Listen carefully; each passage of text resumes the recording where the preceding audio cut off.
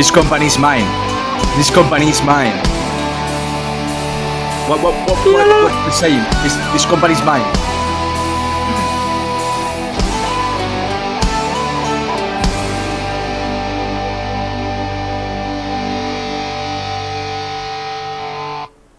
Todos somos una bullshit. Todos somos una bullshit. Y yo estoy piseladísimo. Hola amigos, ¿qué tal? Bienvenidos una noche más a Polla Viejers. Hoy más pixelados y en menos resolución que nunca. La verdad que qué vergüenza, ¿eh? Yo esto no lo hubiera probado, esto, ¿eh? Esto no lo llames baja resolución, llámalo vintage. Joder, me va como el culo, y amigos míos en internet. Se ve a mí mejor que a ti y yo tengo, creo, la peor cámara.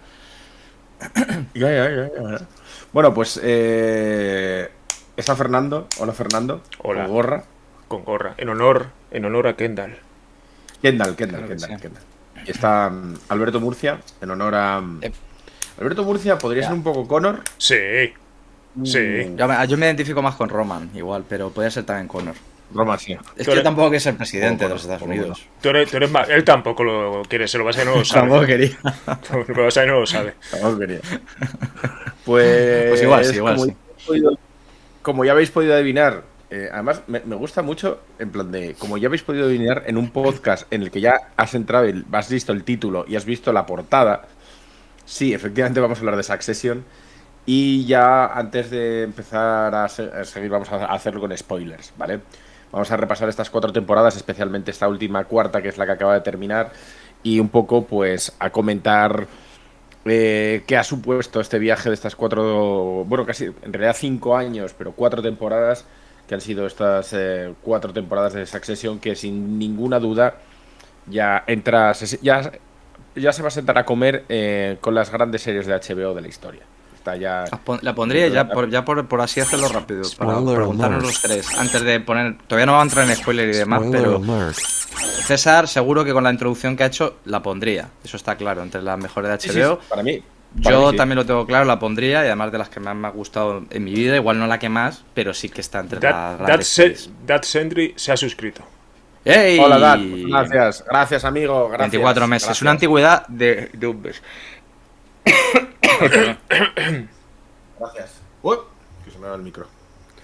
¿Y tú, Fer? Bueno, ¿Tú la pondrías dentro de la... Yo es que como sé que este tema iba a salir, me he construido un poco mi argumento. Es que odio los podiums. Y odio los podiums y sobre todo odio intentar armarlos cuando estamos todos víctimas del hype. Entonces paso. Claro, venga, pues luego, ya cuando pase un año. A ver, pero escúchame, que yo tampoco estoy haciendo ningún podio aquí. No, pero, hombre, en el momento que dices de las mejores, eso es un podium, eso es un... Digo que se sienta, la pongo en el contexto de que, joder... Sí, pero no, es que no me... Precisamente creo que también es menospreciar lo buena que pueda ser, porque al final no es una serie que es buena con respecto a otras. Es buena en sí misma. No, bien, yo eso te lo compro, pero lo que cuando hablas en estos términos, o yo por lo menos la intención que tengo al hablar en estos términos es que es una serie histórica y es una serie que por méritos propios se sienta a comer con las mejores y será recordada por muchos motivos. Sí, pero por eso digo que yo me gusta hacer estos repasos cuando ha pasado tiempo del hype. ¿Por qué? Porque muchas son las series que en el momento y con motivos totalmente factibles y defendibles se ensalzan como esto es de lo mejor que hemos visto nunca en este sentido, no sé qué, en drama, en comedia, no sé qué, tal cual, y luego pasa el tiempo y la gente pues se olvida, vienen otras cosas, tal cual, y al final el tiempo, pues es la típica chorra que se dice siempre, el tiempo pone las cosas un poco en su lugar y al final una cosa es buena no solo porque en el momento de verla te flipa, ves el talento, ves todo lo que tiene de cojonudo, ves todo lo que tiene además de relevante con respecto a lo que está hablando, ¿no? Al momento social en el que se estrena, etcétera, etcétera, que Succession tiene mucho de eso, pero luego pasa el tiempo y tiene que seguir siendo... Tiene que tener cierto calado. En ese sentido, para mí, el podium arriba del todo de la HBO sigue siendo Simon y The Wire, ¿no? Porque da igual los años que hayan pasado, que creo que sigue siendo... Pero por ejemplo, esa no se cae, esa no se va a caer. pero por ejemplo, y esto puede ser una opinión muy impopular, Los Sopranos siempre ha sido considerada por mucha gente un top absoluto de la HBO, y a día de hoy dudo que esté en ese top en el que mucha gente, sin que la serie, sin quitarle mérito a la serie, nada, o sea, no tiene nada que ver. Estoy hablando de percepciones y de momentos de la cultura popular, ¿sabes? O sea, yo estoy de acuerdo, pero si Los Sopranos solo fueran la sexta temporada, la quinta y la sexta posiblemente, estaría, para mí sí que sería de las mejores. Y no tuviera todas esas primeras temporadas que... Claro, pero es lo que me refiero, que yo de lo que estoy hablando no es de la calidad de los productos, estoy hablando de las percepciones y de las... Entendemos, es como acaba La Casa del Dragón y es lo mejor del mundo porque no sé qué, no sé cuántas. Ya, sí, pero yo creo que en este caso, desde la primera, por lo menos para mí, desde la primera temporada yo creo que estaban manejando lo especial. O sea, que había algo especial. Otra cosa es que ya se haya más o menos coronado y tal, pero también es cierto que hay que dejar que las cosas... Claro, y que, por ejemplo, yo siendo súper fan de Succession, también soy capaz de verle las cosas donde creo que flojea más o que son más... hablaremos de ellas. Claro. Bueno, y de eso precisamente íbamos a hablar, hacer un pequeño repaso de lo que han sido estas 4 temporadas, especialmente, como decía al principio, fijándonos en esta última, en esta cuarta, básicamente porque es la más reciente, porque he terminado el lunes y porque el carrusel de emociones que ha sido este último capítulo ha sido una cosa espectacular. O sea, es tragedia shakespeariana en su máximo esplendor, ¿verdad, Alberto? O sea, en plan de... En el último capítulo pasó de todo. O sea, nos llevaron... La temporada en general, pero si lo condensamos solo en el último que es como el resumen de todo, de todos los capítulos, con una secuencia final de ellos rocambolesca, pegándose como hermanos pequeños, jugando por el juguete que les había dejado papá. Niños rotos. Nosotros somos bullshit, tío, es increíble. Ese es el bottom line, ¿no? De todo esto. Pero bueno, o sea, que decir, lo bueno, en realidad es que se ve venir desde el principio de la serie, que es lo que está bien. Es igual, lo mejor, ¿no? Es lo mejor de Claro, eso. o sea, que decir, no hay una... O sea, aunque nos han acostumbrado, es cierto, a giros de guión, pero nunca demasiado espectaculares en términos de melodramáticos, tal vez. O sea, y cuando ha habido melodrama lo han sabido, creo que, gestionar bastante bien, porque hay melodrama. O sea, quiero decir, lo de la primera temporada cuando Kendall tiene el problema este con el coche y mata... bueno, él en realidad no, pero bueno, casi que le mata a él. Bueno, le mata por no ayudarle.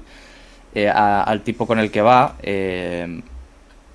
sea, eso es de melodrama totalmente, quiero decir, no es una situación que en la vida real es difícil que se dé. Y en esas circunstancias, pero luego cómo lo montas, pues bueno. Y luego lo de Shakespeare, hombre, también es un poco tópico, ¿no? Lo de que es cierto que siempre que hablamos de series muy bien escritas, como que el referente siempre es Shakespeare, pero sí que tiene razón en lo del término, o creo que por lo menos por lo que se le puede llamar shakespeariana, es porque en realidad desde el primer capítulo recordaba a Rey Lear. Aunque luego haya ido por otro lado y tal, pero recordaba a Rey Lear, ¿no? El rey que ya está mayor y tiene que dividir el reino entre sus hijas. Y a ver qué le quiere más. Y él en realidad no se quiere ir. Y al final pues se lo da a la menos adecuada, que está liado con el que es peor de todos ellos. Y que hizo Kurosawa la película esta que llevo como 3 días intentando recordar, que es Ran, creo que es, ¿no? Sí, es Ran, que es la el Rey Lear de Kurosawa es Ran, sí. Exactamente, que es maravillosa también como película. Pero bueno, el Rey Lear, que es una de las obras más... Bueno, de las tragedias de Shakespeare, a mí las que más me gustan son, en ese orden, son Macbeth, luego el Rey Lear y luego... pero ahí, Hamlet, ¿no? Por eso dije, perdona, quiero contestar a Darcy. No vimos el capítulo de madrugada. Yo sí que es verdad que tuve la suerte de poder verlo al mediodía. Normalmente acostumbro a verlo el lunes por la noche, pero tuve la suerte de poder verlo al mediodía y mucho mejor, porque es una serie que cuando llegas muy cansado a verla, es una serie muy exigente, porque es una serie muy inteligente, muy rápida, y que es una de las cosas que a mí siempre me ha gustado, ¿no? Que si eres inteligente, es para ti, espectador inteligente. No te trata como un imbécil, en plan de te da 2 pinceladas de un personaje, te da 2 pinceladas de una situación, o si ha habido un pequeño salto temporal, lo dibuja todo muy rápido y tú ya construyes todos esos huecos que faltan porque no se va a parar a pensarte en nada, es que aquí estás dejando de hablar por lo que sea. No sé, en ese sentido es una de las cosas que más me ha gustado y yo sí que agradecí mucho verlo eso al mediodía porque fue un pasote. De hecho, además, os lo digo, esta última temporada de Succession yo acostumbraba a ver los capítulos por lo menos casi 2 veces. Lo veía el día y luego 2 días después me lo volví a ver. En plan de ya, cuando ya no tenía ese ansia, sino simplemente para fijarme un poco en todos los detalles, en todas esas cosas que a lo mejor no te estás fijando la primera vez que la ves por la emoción de todo lo que puede llegar a estar sucediendo, ¿no? Y sí que es una de las series de las pocas veces, que veo los capítulos 2 veces. De las pocas, muy pocas series me ha pasado. No sé si a vosotros os había pasado o lo habéis hecho con alguna otra serie. Yo creo que la única que he visto entera 2 veces, series entera 2 veces, ha sido The Wire, que me la traigo otra vez entera, y luego The Leftovers. The Leftovers, de hecho, creo que hasta empecé una tercera vuelta. O sea que y de esta probablemente, de hecho, probablemente de esta también lo trate. Me da más pereza porque igual es más... O sea, la velocidad que tiene me hace que no sea tan de mi gusto como las otras, pero sí que probablemente vuelva a ello, ¿eh? El primero lo he visto más veces. Los 3 primeros de la primera lo he visto varias veces. Eso sí. Yo lo que decía es de Shakespeare y tal. A mí hay una cosa que es la que más una de las cosas que más me mola de esta serie y entendiendo también muy bien quiénes crearon la serie y de qué sensibilidades viene esta serie, ¿no? Porque al final... Estos británicos, todos, la mayoría de ellos. Claro, pero por ejemplo está obviamente Jesse Armstrong ahí como showrunner y guionista, pero luego no olvidemos que es una serie producida y puesta en marcha por Adam McKay y su panda de, digamos, amigos. Will Ferrell también estaba en la producción al principio y tal. Ex amigos. Bueno, Will Ferrell y él son ex amigos, los demás no. Y como el gusto que tiene toda esta pandilla por ahondar en este género que se ha puesto tan de moda, ¿no? De la sátira, pero la sátira hacia el estamento de los ricos de una manera muy fina. ¿Por qué muy fina? Porque al final, por ejemplo, la jugada esta de oler a Shakespeare en realidad es una jugada indirecta, es decir, en realidad lo que cogen un poco es el cliché de Falcon Crest del culebrón de los 80, lo hacen más fino, lo hacen más inteligente, lo hacen dándole matices a los personajes y huyendo más del rollo soap opera y tal, pero en el fondo estos tipos son muy trolls y entonces... como dijo un colega hace tiempo, de joder, qué buena es esta serie porque poca gente de la que la está viendo se da cuenta de que es una comedia y es una exageración, pero tiene esa parte de real, es decir, al final es una serie que hace lo genial de poder hacer una serie de este tipo, y es que puedas llegar a empatizar con gente con la que no deberías poder empatizar porque son todos miserables, es decir, y detrás de ese paradigma está el entender cuál es la coherencia con la que por fin cierra la serie de una manera lógica y coherente, y es decir, es que estos miserables, ninguno debería poder ponerse por encima de los otros por propia voluntad, porque sería darles crédito o pervertir un poco el mensaje que al final... pues incluso estuvimos hablando hace unos meses de la peli del Menú, que es de Mark Mylod, uno de los directores de Succession, y que podría ser perfectamente un episodio oído de olla de Succession. Sí, entra de esta categoría, decías, un poco de moda de Eat the Rich, ¿no? Que últimamente hay, pero bueno, más fino, ¿no? El de Menú, Menú y esas son más finos. Pero más fino, y si me apuras, jugando una baza en otro título radicalmente distinto a la baza que jugó en su momento David Lynch cuando empezó con Twin Peaks, y es lo de yo por un lado construyo mi sátira, y es una sátira demoledora, es decir, no y como demuestra el final, no han ido a por todas a por ese final, no han hecho concesiones en ese sentido, pero por el otro lado, para el consumidor despistado les estoy dando el culebrón que todos esperan. Y ese hilar fino entre esas dos vertientes es de genios. Es decir, porque al final, si haces algo demasiado hacia el lado de la sátira y tal, pues al final dices, ¿qué es esto? Triangle of Sadness, ¿no? Algo para entendidos, una cosa así más cultural. Y igual es más panfletario de lo necesario también, ¿sabes? Claro. Y si lo llevas hacia el otro lado, y que podrías haberlo estropeado en el final, haciendo un final donde de repente uno de ellos... Sí. Y podrías haberla cagado. Pero los tíos son coherentes, son finos y el mayor troleo, o sea, y si estamos hablando ya abiertamente, es todo el giro emocional que tiene, porque más que el hecho de giritos o cantidad de cosas distintas que pasan en los episodios, es el giro emocional que construyen en el último episodio para luego desembocar en esa secuencia, porque claro, cuando tú ves la secuencia de la cocina... Les quieres muchísimo. Claro, y esa secuencia... Yo no, yo estaba... Claro, bueno. claro, es que ahí está el tema, es decir, yo no. ahí está el tema. Está hecha para que tú caigas, por eso son unos trolls. Está hecha para que tú caigas, para que tú... porque ese es el poder que tiene la ficción, es decir, meterte en las almas y en las cabezas de gente que no existe, y no solo no existe, sino que ojalá no existiera. Entonces, ¿qué pasa? Cuando llega ese momento, y además esa secuencia es muy inteligente porque la rodaron la última de la serie.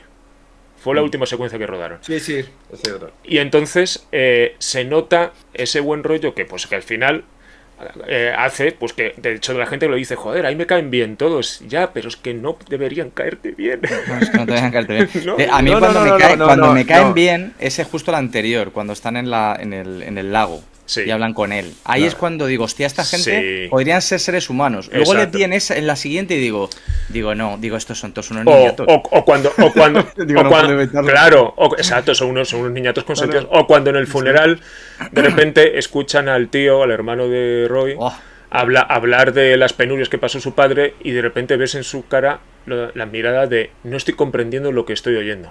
Sí, porque de eso va todo esto al final, de que ellos es imposible que comprendan nada de eso porque nunca han estado ahí. Sí. Qué grande el discurso, por cierto, del James Cromwell en realidad creo que es, o sea, a mí me fascina todos los diálogos de esta serie. O sea, es una capacidad demoledora de decir tantas cosas en tan poco tiempo. O sea, es espectacular. Y a mí decía eso, que les quieres, y ese viaje emocional, porque efectivamente no es una serie de grandes... De que pasen tantas cosas, ¿no? O sea, en plan o que haya tantas traiciones, ¿no? Porque al final es una iteración de tres personajes para intentar repartirse un pastel, ¿no? Y al final esa iteración se va repitiendo. Al principio de hecho, la serie es muy reiterativa, es decir, siendo estrictos, lo que pasa en 4 temporadas se podía haber contado en 2. Sí, y de hecho es lo mismo. Lo que pasa que es muy divertido de ver y te lo comes con patatas, pero siendo estrictos el viaje podía haber durado menos. Sí, no, y de hecho, y también si nos ponemos en términos de series actuales, también podía haber durado más. En el sentido de que para leía, creo que fue, no sé cuándo fue o dónde lo vi, perdona César, lo de que o sea, la de la estructura está circular, precisamente, o sea, lo de que todo el rato sea como iteraciones de lo mismo, también tiene un sentido dramático interesante, porque es el tema de que, o sea, pasa al principio de la cuarta, ¿no? Cuando están los tres juntos, ya se han separado del padre y tal, y dicen, bueno, y están como intentando montar su propia empresa, o sea, están intentando crear algo, en lugar de destruir algo, que es lo que hacen constantemente, y no son incapaces. O sea, son incapaces de separarse de la sombra de su padre, son incapaces de decir, hombre, vendemos... Porque es que, claro, decía el Jay Astron en un podcast de estos, la gran pregunta es ¿por qué narices no venden la maldita empresa de una puta vez y se dedican, si están súper forrados, son hipermillonarios, necesitan nada? Pero claro, está este juego de fondo que es lo donde empatizamos yo creo que todos, ¿no? Porque es el tema de que ellos en el nivel estándar son gente absolutamente despreciables todos, pero en un nivel más profundo son como todos los seres humanos, es decir, tenemos esas miserias de que queremos que nos quieran, ya sea pues, nuestro padre o nuestro tío o nuestros amigos o no sé quién, y queremos su aprobación, pero siempre te encuentras con alguien en esta vida de la que nunca vas a conseguir su aprobación, haga lo que hagas, y es la persona que más te obsesiona muy habitualmente. Entonces, claro, tú pudieras decir, bueno, pues paso de esto, no, o sea, mi madre no me quiere. Y vas al psicólogo y te dicen, hombre, pues nada, caso a su madre, y siga no sé qué. Claro, pero es un consejo que te lo puede dar cualquiera. ¿Cómo no vas a hacer caso a tu madre? Es tu madre. Es imposible deshacerte de esa carga, de alguna manera, ¿no? Siempre la vas a tener ahí. Entonces, en este caso, estos están un poco ahí, ¿no? Atados a la empresa, por eso, porque son unos niños, sí, mimados, por una parte, pero por otra parte totalmente rotos, ¿no? Y es donde yo creo que, más o menos, creo que era James Armstrong, ya digo, creo que es donde empatizamos todos y creo que tiene bastante razón, ¿no? Claro, porque además... Cuando lo ves frágiles. Claro, porque además Roy, ya en el final de la tercera, cuando ya decide que va a vender, y en un par de ocasiones dice, pero si es que es lo mejor para mis hijos, y te das cuenta de que es donde está siendo el más humano. ¿Por qué? Porque él alguna vez no fue cínico, él alguna vez supo lo que era querer de verdad a otra gente o verse querido. Lo que pasa es que luego se fue construyendo ese monstruo, ¿no? Se fue construyendo todo en base a cinismo y tal, pero en esos momentos, o incluso en la escena del karaoke de esta cuarta temporada, sí, en plan de, os pido muchísimo, pero no sois gente seria. Claro, Exacto. Es que eso y ya está, o sea, ya está. y todo el Roy, que en las primeras 2 temporadas parecía como opaco, que no sabías lo que pensaba, realmente se empieza a desnudar ahí hacia el final, porque te das cuenta de que es el que menos máscaras lleva, es el que menos tiene que ocultar. O sea, paradójicamente al final es el que menos máscaras lleva. Y cuando sale todo cabreado diciendo es que como no han tenido que pasar hambre nunca, pues son unos imbéciles y no sé qué tal cual. Pero claro, eso lo que te decía antes, eso te hace pensar, joder, si tuviéramos que intentar buscar quién es el menos malo de todos ellos, como diciendo, ¿qué pasa? Entonces Roy es el menos malo. No, ellos son así por culpa de él. Es un monstruo, el tío es un monstruo. Claro, ellos son... o sea, aunque obviaras todo lo que su hermano luego dice en el funeral que ha hecho al resto de la humanidad, con su propia familia, él los ha convertido él los ha criado así. Sí, lo grandioso del soliloquio que hace en el funeral del hermano es eso, es contar una parte que te queda como loco, como ostras, pasó por esto y te hace sentir pena, y luego acaba diciendo, pero en realidad ha repartido tanta infelicidad en el mundo que ahí va tan a gusto, ¿sabes? Yo quería preguntaros, y ya... Volviendo a una cosa que dijo antes Cerny, que me ha hecho mucha gracia, que tú dices que estás oyendo Fer de los Podium, un segundo después el bueno de Alberto, bueno, y luego lo he vuelto a hacer, en realidad. No sé qué. Y luego lo he vuelto a hacer otra vez, además. Como el programa de hoy va un poco en putear al de la gorra, que eres Kendall, porque o sea, para mí la serie se podría resumir también... El hermano mayor. O sea, yo tenía muy claro... No, el hermano mayor no es él. Ya, pero es que ni en eso son capaces de darse cuenta. Pero les escupe literalmente, soy el hermano mayor y ese es mi único argumento aquí. Claro, o sea... Me lo prometió cuando tenía 7 años. Vaya gentuza. Bueno, pues decía, mira, el otro día a Keira Culkin le escuché en una entrevista y tal, que le preguntaban que para él cuál era el villano, cuál era el más malo de toda la serie. Y yo me quedé así, yo nunca me la había planteado realmente cuál era el bueno y cuál era el malo, porque en realidad todos me parecían despreciables, ¿no? Pero él dijo que Connor era para él el peor de todos. Probablemente. Y era en plan de, ¿por qué? Porque el tío ha cogido el tío ha secuestrado a una tía, le ha construido una jaula, de oro. Y el tío la tiene ahí atada a la pata de la cama, ¿sabes? A ver, el Connor, más malo no sé, pero el más enfermo seguro. Sí. Más enfermo seguro. El epílogo, daos cuenta que a todos les dan un buen epílogo, aunque es corto, pero a todos les dan un epílogo que cierran a sus personajes menos a Connor. Connor se le encuentran como a mitad del capítulo, te cuentan el rollo de que se quiere ir a no sé donde esto de que le han prometido el cargo que le han prometido político por ahí, y va a dejar a la otra allí.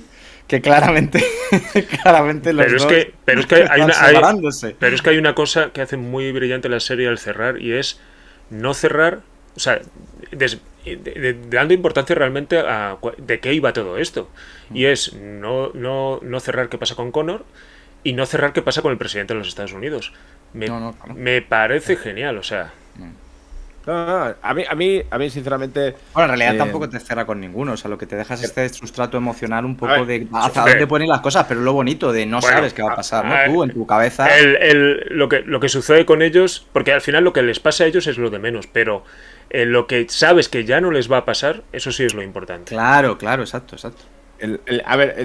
Hay una cosa... por cierto, Vicetor dice viva Tom, estoy totalmente a favor. Tom para mí es para mí no solo es mi personaje favorito de toda la serie, esto esto lo tengo que decir, no solo porque creo que es el mejor actor, o sea, creo que tiene una Sí, capacidad. o sea, es muy bueno, lo que pasa es que el nivel está muy alto, en realidad. El nivel en general de todo, de cualquier cosa que digamos de Succession es estratosférico. O sea, quiero decir, todos los actores, todos los guionistas, todo es de un nivel espectacular. Pero a mí el personaje de Tom y cómo ay, se me ha olvidado el nombre ahora mismo del actor. No. El nombre. O sea, creo para con muy poco decir tanto, moverse en este bis cómica que tiene con Greg, un personaje, un peón que al final me encanta lo troll que es y lo imbécil que es y cómo las lía. Pero a mí Tom me parece un personaje increíble, porque sinceramente no durante toda la serie no paran de despreciarle. Para mí tiene una de las frases más lapidarias que le dice al final de la segunda temporada a Sid, en plan de creo que no podría ser más infeliz contigo, sin ti, de lo que lo he sido contigo. O sea, y que me quedé como, ¿cómo? O sea, ¿cómo? ¿Qué le has dicho a tu mujer? Pero es que es todo brutal, tío. A mí uno de mis o sea, es que el de la boda de Connor, tío, el tercer capítulo de esta temporada, donde él adquiere es el periodista el que está relatando segundo a segundo cómo su padre se está muriendo y cómo actúan estos niños, tío. Y cómo estiran esa situación. Y la estiran, y la estiran, y la estiran, y la estiran. O sea, Ese capítulo está escrito como Dios, es una cosa impresionante y dirigido, vaya, o sea, lo de harto fuera de campo, pero cómo lo está... O sea, no te lo crees, porque parece mentira, es como, no, ya está el viejo haciendo una broma, o algo así, ¿no? Está engañándoles, es un truco, ¿no? Al principio, ¿no? Pero luego no. Y luego toda esta... Que esto ya siempre lo he dicho, y siempre cuando hay un capítulo de este tipo, me remito. El capítulo en el que la madre de Buffy muere tiene una estructura similar. O sea, fuera de broma. O sea, quiero decir, tiene una estructura en el sentido de que tú como espectador no esperas que de una serie que sea todo ciencia ficción, bueno, fantasía, ¿no? La de Buffy, de repente hay un capítulo súper realista. Entonces te saca completamente de tus casillas. Lo que tiene es cómo está narrado, ¿no? O sea, tú ves que todo está normal, está como todos los puñeteros capítulos de Succession, más o menos fluye de la misma manera, y de repente una llamada de teléfono y sale diciendo... No, que le ha dado un infarto al otro, pero tú no lo ves. O sea, ves allí como fuera de campo las cosas o desenfocadas y dices, no, hombre, no, esto no puede estar pasando, esto es un truco. Y lo que dice Fernando, y lo alargan como 35 minutos en el que todo se derrumba, ¿no? Todo lo que tenían construido cada uno de los personajes de repente se viene abajo, ¿no? Pero porque, de alguna manera. Porque son muy inteligentes cómo están planteando la serie, porque volviendo a lo de cómo están jugando con las expectativas culebronescas de la gente, hubiera sido... un patinazo, creo, mostrar de primera mano la muerte de Roy y lo que eso conlleva emocionalmente. Es decir, claro. ¿Cómo lo vas a hacer? El tío de repente sufriendo, confesándose, no sé qué. O sea, todas las posibles variables que pudiera haber de cómo es ese hecho, si lo muestras en pantalla, creo que hubieran decantado determinadas cosas que no es lo que buscan ellos. No es lo que han buscado ellos en esta serie. Ellos la serie se llama de una forma y va de una cosa al final. Y de hecho, tú cuando empiezas a ver la serie, da la sensación de que este personaje de Roy va a durar 2 días y de lo que va a ir es de otra cosa. Y luego al final. Era lo que va a pasar, se supone, ¿no? Que va a morir en el tercer capítulo de la primera temporada. Claro, entonces. De hecho, perdonadme. O sea, recuerdo que la primera secuencia, porque la gente decía, ¡buah, spoiler, no sé qué y tal! La primera secuencia de Succession es este señor levantándose en mitad de la noche, meando dentro de un armario. Sí. Y al final, es verdad, ¿cómo es esto de que el giro? Que lo iban a matar al principio y luego al final decidieron alargarlo.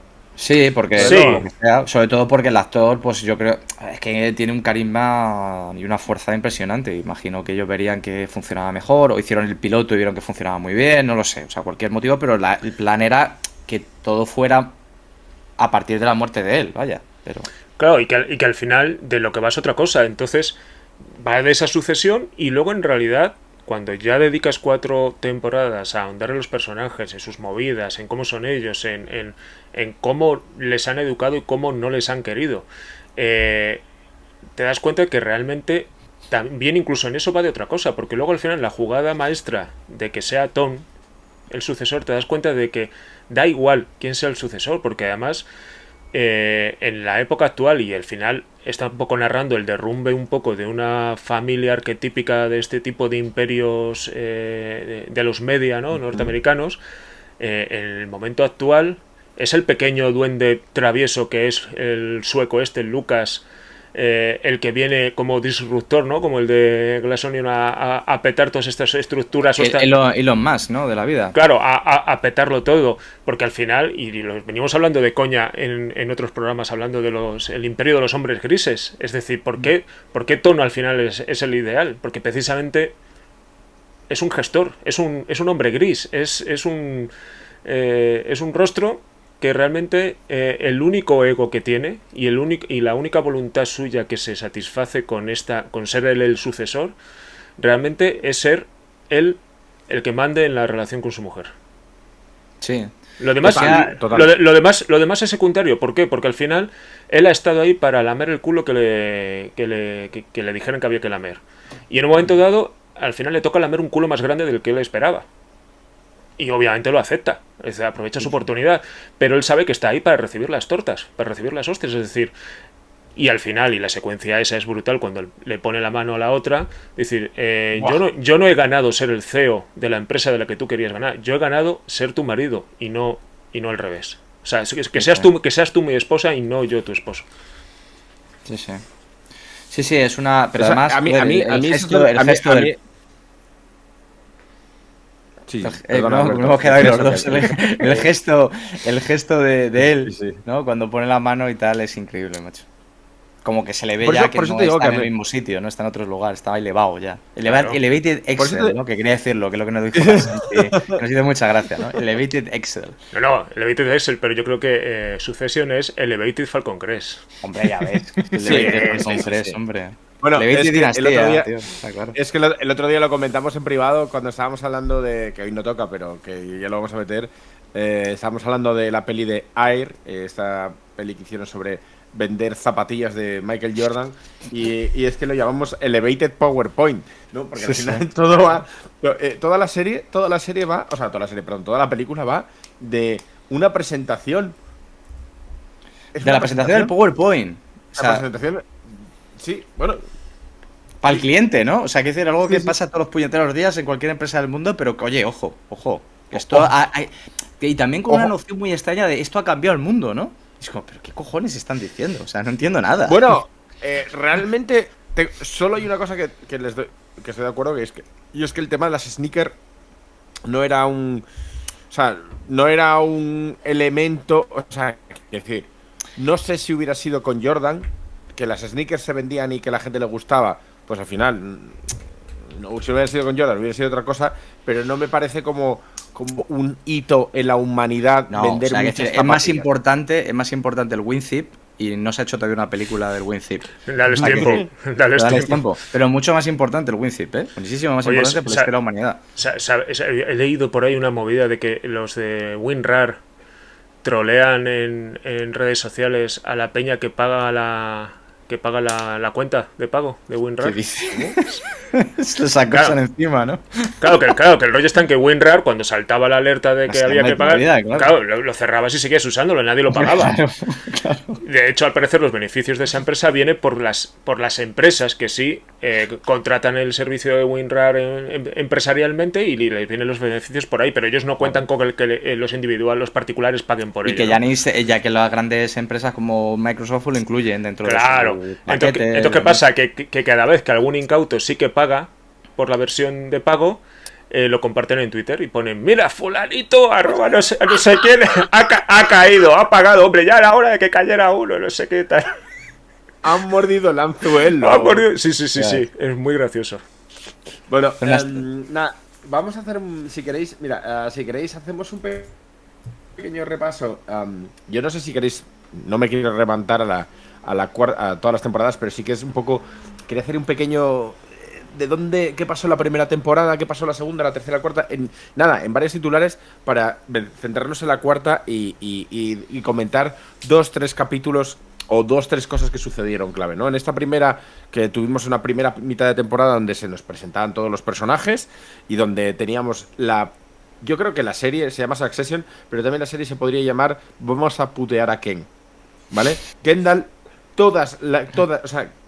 Kendall, todas y cada una de las jugadas maestras que su pequeña cabecita ha intentado para hacerse con la corona, todas y cada una le han salido mal.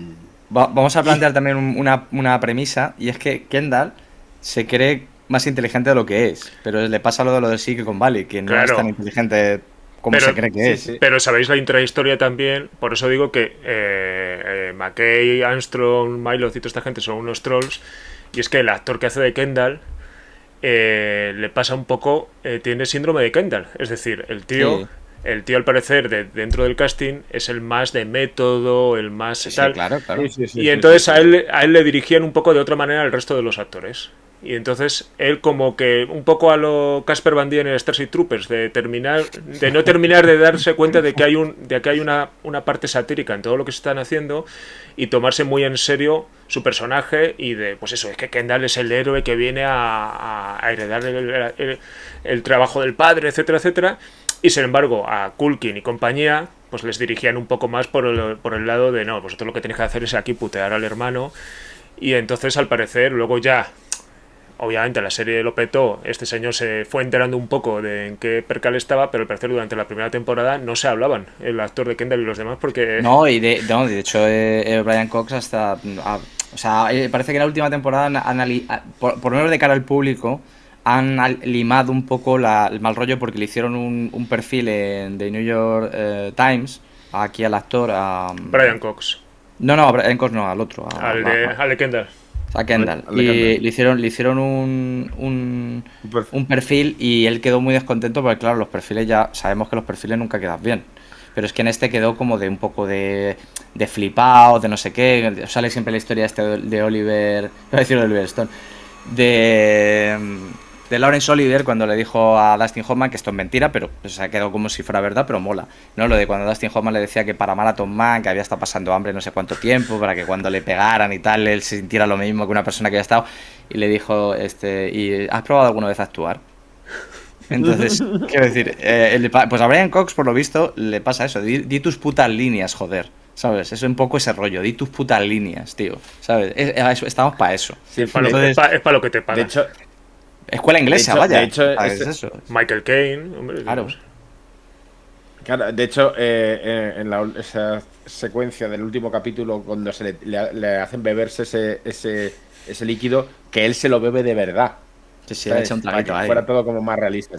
Un traguito, tío. Voy con ese pequeño resumen, ¿no? En el que tenemos esa primera temporada, en el que tenemos la primera mitad, donde presentamos a los personajes, primera pifia de Kendall en una de las secuencias que ahí fue donde me enamoré de la serie, ¿no? Que es lo que por eso quería recordarlo. ¿Os acordáis de ese momento de él yendo a visitar a todo el mundo para hacerle el lago pastil a su padre y que de repente se ve en un atasco y va haciendo la OPA hostil por teléfono mientras llama no sé qué, perdido por mitad de Nueva York? Yo cuando estaba viendo eso decía, no me lo puedo creer. O sea, yo lo estaba viendo y decía, no me puedo creer que este tío esté haciendo esto. Y esa es más o menos la primera temporada, que termina como todas las buenas, como todo lo que pasa en Succession cada vez que hay un evento grande. O sea, en HBO ni te cases ni te embarques. Ni te embarques. No hagas bodas, que va a pasar algo. No hagas bodas. Cada vez que hay una boda en una serie de HBO, prepárate. Decían lo de los guionistas y, bueno, Jesse Armstrong y tal, que el rollo este de que pasara eso, aparte de lo significativo, ¿no? Que siempre pasa algo interesante, como los culebrones, ¿no? En realidad, cuando hay algún evento como una boda, un bautizo, un funeral, ¿no? Aparte de ese tinglao, también porque sirve para juntar a todos los personajes en un mismo sitio. Tienen una serie en la que todos los personajes, cada uno está por su cuenta, de repente los metes todos en el mismo sitio y ahí donde estalla, ¿no? Las bombas siempre. Y sí, siempre estalla alguna bomba. Y era lo que molaba en realidad, ¿no? La boda de Sif, pues estalla la de Kendall. La de Kendall Roy haciendo el gilipollas cuando va de enrollado el tío. No sé qué es peor. Cuando va de enrollado o cuando va de jefe. Es que las mayores cotas de vergüenza ajena que tiene Kendall cuando va de enrollado y va de rapero y, hostia, cuando se pone la gorrilla o la fiesta de cumpleaños. La fiesta de cumpleaños es un top de capítulo. Es un top de la vergüenza ajena. ¿Recordáis que había un pasillo en el que la gente te decía piropos? En la fiesta de Kendall. Buenísimo, tío. De hecho, os recomiendo que sigáis en Instagram una cuenta que se llama Succession Fashion, ¿vale? Porque básicamente se dedican a sacar capturas de la ropa que llevan y luego te pongan los precios y tal de la ropa real, ¿no? Y ves esta ropa hay un momento en su fiesta de cumpleaños de Kendall que es como... Joder, es literal la fiesta de cumpleaños de el niño pijo repelente de tu clase, que no te cae bien, pero a la que vas a ir porque sabes que sus padres se han gastado mucha pasta y van a traer no sé qué pollas, lo que sea de caro, ¿sabes? Y lo ves ahí en plan de que iba a hacer su actuación. Iba a bajar como Jesucristo el tío, si os acordáis. Iba a bajar como Jesucristo, tío, una cosa demencial. Afortunadamente no lo hizo, pero iba a bajar como Jesucristo, rapeando. Pero claro, es como en realidad siempre fue un cobarde, menos al final que ya saca pecho cuando... ¿no? Cuando eso hablaremos luego. Saca pecho, pero siempre es un cobarde, siempre se cojonaba en el último momento, ¿no? Y se echaba para atrás, ¿no? Bueno, no sé si se acojonaba, pero es que aunque le echara huevos, por decirlo de alguna manera, siempre nunca le salía mal. Pero siempre tenía, por esta forma de hablar que tiene el actor y tal, siempre esta duda, ¿no? Todo el rato. O sea, cuando el tío... claro, el tío va como, hostia, lo tengo todo controlado. Y de repente empiezan a meterle presión y se ven abajo. Los momentos más graciosos de ridículo total de este personaje es cuando se viene arriba y fuerza esa cosa de venga, chicos, venga, en marcha, no sé qué, exacto. Que es que todos nos hemos encontrado alguna vez en ambientes laborales o lo que sea, en esa situación de ser el segundón, el esbirro de alguien que se viene arriba artificialmente y te intenta contagiar de una cosa que te suda la polla. Eso es. Y es como, qué pereza. De hecho en la segunda temporada hay un final, el final fantástico de la segunda temporada, que es en ese yate que están en Croacia. Cuenta primero la segunda. Sí, está bien, estoy. Vale. Ahí va, ¿no? La segunda temporada, recordar que la primera temporada es esa especie de... Termina con una humillación del padre hacia Kendall espectacular. Y tenemos esa segunda temporada en la que bueno, él intenta redimirse de alguna manera. Y los dos hermanos es... Porque aquí estoy yo lo que creo, ¿no? Que cada una de las temporadas se ha enfocado de... El primero va a ser Kendall. Va a ser que no. En la segunda... Parecía que iba a ser para Sib, pero luego al final no, por distintos motivos. Y la tercera temporada, supuestamente, o parecía que todo apuntaba a que iba a ser Roman, pero una fotopolla lo mandó todo al carajo. Esto recordemos que es por eso, ¿sabes? En plan de que le mandó una fotopolla a su madre. Que por cierto, menudo trabajo fino, y se han metido ahí el acelerador que han hecho para humanizar el personaje de Roman en la última temporada. Hay un trabajo ahí muy que de hecho ha sido el primer año en el que le han nominado, le han propuesto para... Está increíble ahí. Aparte que está antes muy bien, porque el tío lo que hace no es tan fácil. El tío siempre lo ha hecho muy bien, pero ¿cómo le humanizan en esta última temporada? Precisamente para construir ese troleo final, esa cosa de decir, me puedo llegar a creer. O sea, de hecho, cuando él hace el último mensaje que le deja a su padre antes de morir, sin saber que va a morir y toda esta movida, y luego la relación que él tiene con Jerry, que a mí me parece... O sea, como colapsa en el último capítulo cuando la ve. Porque le vemos antes en el aeropuerto, ¿no? Bajando a todos ahí como... todos a tope de nos vamos a comer el mundo, y luego es todo una fachada, todos se desmoronan por todos los puntos flacos, y el suyo es ella. Y el suyo es ella. De hecho, en otra entrevista, en una de estas entrevistas de estos de grupo, en una entrevista de grupo que les hacían a todos y tal, el propio Brian Cox decía que al principio, las dos primeras temporadas, o al principio de la temporada, no recuerdo exactamente, como que al propio Kieran Culkin le costaba mucho, ¿no? Era como que tenía que repetir muchas veces, o no le salía de manera natural, ¿no? De una manera tan... Supongo que el número de repeticiones para llegar a encontrar el tono era muchísimo mayor que en estas últimas temporadas, porque creo que una de las cosas que ha conseguido esta serie es que los actores han mejorado muchísimo con el paso de la serie, porque sus personajes han mejorado muchísimo.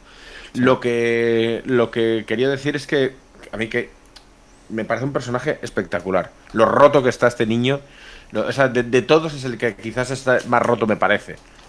Estando todos mal, pero este me parece roto de verdad. Cumple un poco la función aparente, del bufón, ¿no? Y también el rollo este de que el bufón, pues lo típico, ¿no? Como es el loco, pues el que puede decir las verdades y tal, y es el que más verdades dice en realidad todo el rato. Lo que pasa que su forma de hablar es absolutamente agresiva y demás, y solo es en esta última temporada cuando empieza a decir verdades.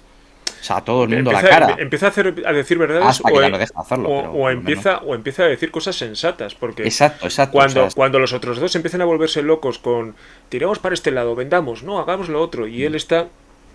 Hay un gran parte del inicio de la cuarta temporada donde él está, pero tampoco es tan difícil, ¿no? Hagamos lo que tenía acordado papá y ya está. O sea, como que va diciendo cosas más o menos sensatas, o cuando deciden construir su nuevo imperio mediático alejado del padre, dice, pero esto no iba de construirnos nosotros una cosa, porque hay una frase muy buena que dice, ¿por qué no hacemos algo que no implique joder a los demás? Claro. Sí.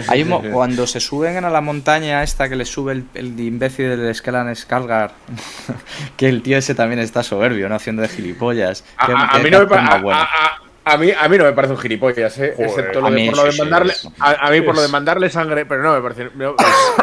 La sangre le manda la... Es un imbécil. Vaya desastre, tío. Bueno, le sube allí y el otro le dice... Le empieza a poner a parir, pero no le empieza a poner a parir de manera estratégica, que es lo que hacen siempre, para buscarnos, no, le pone a parir porque es como que me tienes hasta los huevos y eres un imbécil. Eres un puto idiota, ¿no? Y ese momento a mí me ganó el personaje de Roman. Es como, hostia, este tío en realidad está poniendo a la gente en su sitio. Luego, otra vez, se rompe. Se nota que está absolutamente roto y que no, como cuando... Quería por el discurso, ¿no? Pero vamos para atrás porque hay que llegar allí. Quería volver atrás porque hay un momento en el cual de la segunda temporada al final, ¿no? En el que ya digamos que todos están rendiendo pleitesía a Logan Roy y alguien se tiene que inmolar para pagar los platos rotos por el tema de el escándalo de los cruceros, ¿no? Sí. Y hay un momento que es cojonudo, que es quizás la única gran jugada maestra que hace Kendall Roy, que es la de confesar delante de todos los medios de comunicación, no que él la ha cagado, sino que su padre es un hijo de puta, ¿sabes? Y es la única vez que Logan sonríe, tío. Es la única vez que dice, vale, tío, has jugado bien, ¿sabes? Y se ríe, tío. Luego se cabreará y luego no sé qué, pero es la única vez que se le ve realmente orgulloso de decir, vale, pues has jugado bien, esto lo has hecho bien. Y a mí eso, y que lejos de ser la redención de Kendall, es la chica o el quemado, ¿sabes? Se quemó del todo. Es el descenso a la locura, en realidad, a partir de ahí, porque ya no sabe conciliar esta ansia de poder desmedida con sus bajas capacidades para conseguirla, con una temporada en la que va... O sea, el tío parece que va a algún lado y nunca va a ningún lado. ¿Dónde acaba? En mitad de una calle sin asfaltar en Italia, llorando ante sus hermanos, reconociendo que mató a una persona. No, es donde acaba. Es el final, claro, ese es el final de la tercera. Claro, por eso digo que pasas de ese momento en la segunda, al final de la segunda, cuando dices, hostia, he venido aquí a comerme el mundo, y una temporada en la que parece, la tercera, ¿no? Ahora la cuentas, que parece que va hacia arriba él, y nunca va hacia arriba. Siempre es un... O sea, es una caída constante hasta acabar ahí, pues eso, tirado. ¿Qué os parece? Hablamos mucho del personaje de Kendall, porque quizás no sé si es el más protagonista, pero sí que es el que más tiene para comenzar a priori. Pero yo no sé qué os parece el personaje de Shiv. Como el viaje de Shiv, ¿qué os parece en estas temporadas? Porque también es una... O sea, fijaros, viene de trabajar en política, muy reconocida, asesora de posibles presidentes de los Estados Unidos, una tía claramente independiente, claramente que tenía el poder, y que yo creo que cuanto más alejada estaba del negocio familiar, más empoderada estaba. Y sin embargo, cuanto más se acercaba dentro de... o se dejaba guiar enredar por la historia de sus hermanos, yo creo que peor le iba a ella y más infeliz era. Y más infeliz es. Bueno, de hecho acaba siendo acaba consiguiendo como el trono de alguna manera, pero siendo tremendamente infeliz. Claro, pero no consigue el trono, es que ese es el tema. Es decir, el tema está en que al final ellos han sido muy inteligentes con ellos tres, obviando Connor, obviamente, mostrando tres facetas de este niño mimado que no ha sabido nunca cómo se hacen las cosas, ¿no? Y es el hecho, pues eso, de Kendall, pues el que se considera el hermano mayor aunque no lo sea, ¿no? El hijo pródigo, patatín, patatán. El otro, el bufón hermano menor, el que nunca contarías con él para ser el jefe de las cosas, pero todo el mundo le quiere porque parece que no hace daño. Y luego al final mostrar si hubiera habido solo dos hermanos o dos enfrentamientos, todo habría sido muy, muy básico y muy polarizado, ¿no?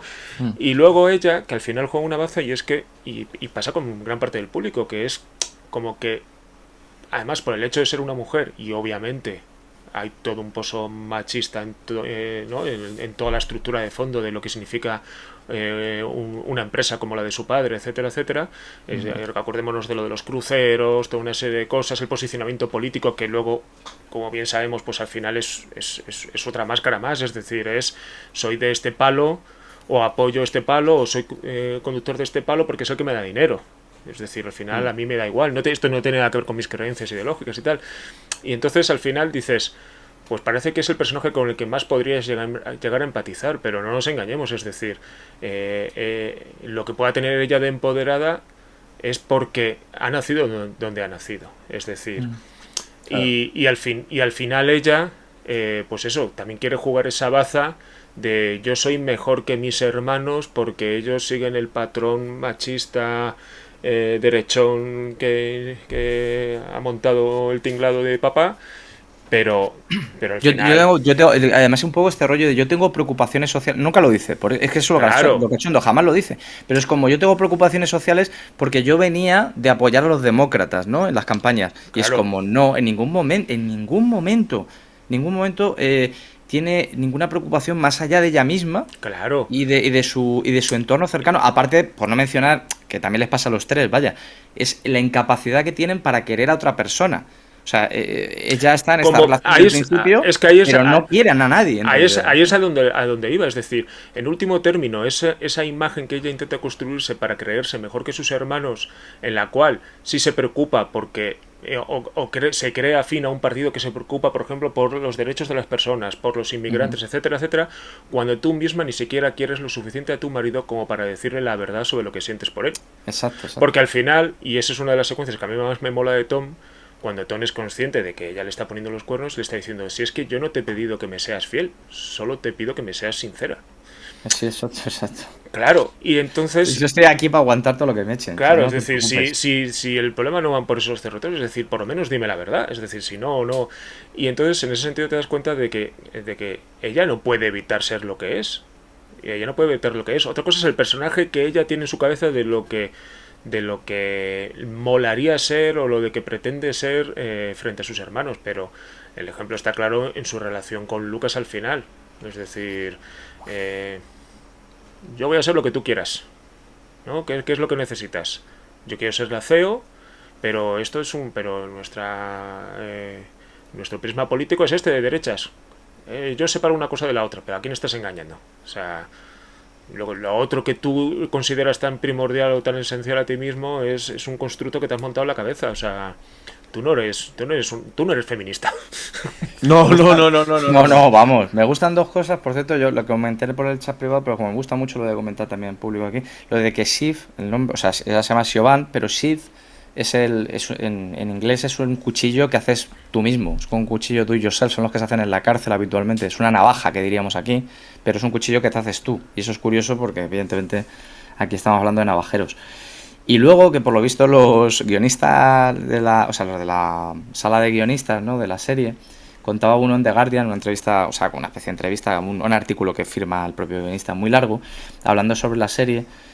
Cuenta que contrataron los de HBO a un súper rico para que les asesorara con los guiones, y que decía Y que decían ellos que aprendieron muchas cosas. Lo decía con este tono un poco británico, igual con un poco de sorna. Pero que de verdad aprendieron muchas cosas. Como decía, nunca se nos hubiera ocurrido que en una casa de uno de estos del 1%, los empleados no van con el traje y la cofia, ¿no? Típica que te imaginas de ama de llaves, ¿no? Sino que van vestidos con no sé qué y con sneakers, ¿no? O sea, con una vestimenta muy específica que tú los ves en la serie así. Lo que pasa es que están como de fondo. Es como que el rico, ocultándose a sí mismo que es rico, elimina todas esas señales de clase para que no parecer que están siendo servidos, cuando en realidad, como decía el otro, decía el tío este, el asesor súper rico, dice, una persona como yo no sabe ni dónde está la cocina de su casa. Claro. Así de fácil. Dices, hostia, tú. Claro, sí, había movidas de esas que era como... Es como, por ejemplo, cuando... En el último episodio creo que es, ¿no? Cuando están los 3 hermanos en casa de la madre y van a tomar el no sé qué, el ponche este de no sé qué, ahí que al lado de la playa, no sé, rollos. Y yo no podía dejar de pensar qué persona sabía que tenía en su organigrama, su Excel del día, que tenía que dejar preparadas esas bebidas a determinada hora por si acaso los hijos de mamá llegaban allí y que les apetecía tomar algo. Es decir, exacto. es todo ese organigrama que va por detrás de la vida de esta gente para que todas esas cosas te las encuentres ahí como que nadie las ha hecho. Hay dos detalles hablando de eso de los súper ricos, es que ellos nunca llevan abrigo. No llevan abrigo. Sí. ¿Por qué? Porque o sea, hay que decir, en el helicóptero no lo hace falta. No les hace falta, solo en algún momento muy puntual, pero es que nunca llevan abrigo. Cuando están en la nieve, o llevan fachaleco, me parece uno de ellos. Claro. Tom lleva fachaleco. Tom lleva fachaleco, ¿no? Que Tom. Connor es el que alguna vez lleva abrigo, pero Connor también es el que de repente se va a un pub cutre a tomar unas cervezas que cuando lleva a los hermanos se mueren todos de asco, ¿no? O sea, como... Sí, verdad, que bueno eso. En plan de, ¿pero qué es esto? ¿Qué es esto, no? Aquí, además, como muy, o sea, como claramente, ¿no? Que están fuera de lugar totalmente, ¿no? Sí. Que algo de razón tenía César cuando decía lo de Tom, la teoría de Tom, porque es verdad que es el único que lleva Android y se lo dijeron que él podía elegir. Y él Tom dijo que su personaje tenía que ser un tío de... Sí, hay una teoría que la explico aquí, que es una teoría basada en nada, pero... que bueno, ya que estamos aquí, pues la contamos. Y es que todos los personajes principales, o prácticamente todos los personajes principales de Succession llevan iPhone. Y parece ser que, bueno, que... Insisto, ni lo he verificado. No sé si es verdad o no, me la pela. Pero parece ser que por contrato o algo así, los personajes malos, los evil, según Apple no deja que salgas una serie con que un malvado lleve un dispositivo de Apple, ¿no? Entonces por eso llevo un Android. Claro, habría que ver si Tom es el malvado, porque a mí me parece... Claro, eso es otra. menos malvado que los demás. De todas, hasta donde yo sé también que lo leí, esto sí que lo leí en, pues eso, lo mismo, en todo esto que he estado leyendo en The Guardian y demás, que por lo visto le dejaban elegir a él. O sea, un poco como quería ir y demás. Y estos típicos detalles de que les dejes al actor, que elijan objetos que va a llevar encima para darle sentido a su personaje y tal. Entonces no, dijo el tío, yo tiene que ser un Android porque no sé qué y tal, pero bueno. Pero en cualquier caso... Bueno, es una teoría ridícula que... Ya. Sí, pero bueno, que en fin, pero que curiosamente sí que, o sea, es así lo de que él lleva Android, eso sí es cierto. Y también lo de que habría que ver si es el bueno, claro que no. Yo vi un video ensayo que casi todo el video ensayo estaba bien y al final ha acabado diciendo, el tipo del video ensayo, que en realidad Tom era el que se lo merecía porque era el meritocrático. Y dices, pero qué cojones ha visto este tío, pero qué meritocrático tiene. O sea, Tom es un chupapollas, eso no tiene ningún mérito. Aguantar hostias no tiene ningún mérito. O sea, dentro de la idea de meritocracia. O sea, aguantar hostias tiene el mérito de aguantar hostias. Pero no el mérito de ser un buen profesional, eso es distinto. Exacto. Vale, os quiero preguntar en este momento, porque me falta hacer un pequeño el titular de la tercera y luego entrar a la cuarta. ¿Cuál es vuestro personaje favorito? A mí, Tom. Yo estoy entre... a ver, yo de los de primera fila está Tom, y además sobre todo después del final de la tercera, Tom MVP. Luego Tom. colocaría de segunda fila a Kendall. O sea, de los de segunda fila, y luego ahí podría poner a Roman a un lado, Sif a otro y tal, bueno. Y luego de la zona abajo a Jerry y Frank, o sea, me parece... o sea, Jerry me parece el mejor personaje. Jerry, si os fijáis, en la cuarta la echan creo que 3 veces. Sí. Y no se va. Y no se va. Entonces, claro, es muy gracioso porque cuando Tom llega, Frank y el otro pavo, que nunca me acuerdo el nombre, están los dos diciendo... El financiero. Exacto, diciendo, tenemos que haber cortado la cabeza desde el día 1. Y dice, pero como riéndose, ¿no? Y llega el otro y dice, lo primero que me voy a hacer va a ser cargarme a estos tíos, porque me molesta, no sé qué tal. Y es como, no vas a poder echarlos. Es que no vas a poder, o sea, quiero decir, no lo hizo Logan Roy, que los echó y lo volvió a contratar. O sea, no has podido con ningún... Porque ellos sí que son la estructura de la empresa. Ellos verdaderamente son los que son la estructura de la empresa, no vosotros. A mí hay una cosa, a mí Jerry me fascina, tío, porque, y gracias, es vocal, hay una cosa que me encanta de Jerry, que en un momento dado, como de despecho, le dice a Roman, le dice, que yo te podía haber llevado a ti a la cima. O sea, la pareja buena, sí. O sea, lo que hubieran petado un grandísimo era el matrimonio que estamos aquí en pantalla, de Roman y Jerry. Esos dos. Porque es que además, si todos tienen un momento de desnudarse por dentro y expresar lo que sienten o tal, todos tienen un pequeño... es decir, Tom lo tiene en varias ocasiones, por eso yo creo que genera cierta empatía dentro de lo que es un miserable como todos los demás, pero te das cuenta de que, porque por ejemplo, una de las cosas más miserables que tiene Tom es como después de él ser humillado por otro, él coge y se desfoga humillando a Greg, es decir, todo el rato. Es maravilloso, es totalmente loco, tío. Pero claro, Tom se desnuda emocionalmente 2 o 3 veces y solo recibe más palos. Entonces, por ahí es por donde se genera un poco la empatía y tal. Pero Roman con Jerry, realmente Roman solo ha estado enamorado de Jerry. Sí. Solo quiere a Jerry, es decir, de hecho, en las 2 o 3 ocasiones donde se tiene que enfrentar con el tema de que él es el que la está despidiendo, etcétera, etcétera, es donde él empieza a petar. Y en el final de todo, cuando él explota y colapsa, es porque la ve y se da cuenta de que es ella la que quiere. Igual que Sib, el único momento donde se queda un poco sin escudo y sin protección, que es cuando le pregunta a Tom si queda algo entre los dos y el otro dice no lo sé, es como ¡buah! Se le abre, no sé, hay esas pequeñas cosas que luego a mí me mola mucho, y estoy ya contando cosas también del final, y es cómo reacciona Tom con Greg a la traición de Greg al final. Y ya no solo es por la coñita de la pegatina que hemos visto antes lo que significa, etcétera, que obviamente nos está diciendo todo, dice, tú eres un asset para mí, es decir, por eso no te voy a tirar a la basura. Pero en parte hay eres un asset para mí y no te voy a tirar a la basura. Primero porque me vas a hacer más daño estando por ahí pululando que si te tengo bajo mi ala. Pero también está, y eso no lo va a confesar, y es que me reconozco en ti. Y que en realidad puede ser que soy el único amigo que tenga. Exacto. O sea, decir, es que es probable que sea el único amigo que tenga. Cuando digo me reconozco en ti, no es solo de manera tal, es decir, es que es la única persona que a nuestra retorcida manera he podido contar contigo. Sí, de hecho, bueno, ahora cuando César cuenta lo de las 3 y tal, que es un poco para hablar de esto. Sí, repaso. Mira, la tercera al final tiene para mí de los varios momentos más divertidos es el cumpleaños de Kendall, donde realmente aquí tenemos, o sea, en la tercera temporada básicamente el resumen es que Kendall va como por su rollo intentando, porque ya es el hijo rebelde y está intentando armar su cosa por su lado. Lo que le entiende por rebelde. Exacto. Bueno, sí, efectivamente, rebeldía. Donde su padre está intentando acabar con él y sus hermanos no saben muy bien hacia dónde ir, ¿no? No saben muy bien hacia dónde ir y si se quedan con su padre o se quedan con Kendall, ¿no? Y entre muchas cosas ridículas que suceden, como bien decíamos, ese capítulo del cumpleaños de Kendall, que es una cosa finísima. Ya ves. Está ese viaje a la Toscana, donde... Bueno, no sé si es la Toscana, pero creo que sí. Sé que es Italia. Sí, era la Toscana, me parece. Sí. Creo que sí. Donde realmente tiene ese desnudo total de Kendall, donde cae con todo el equipo.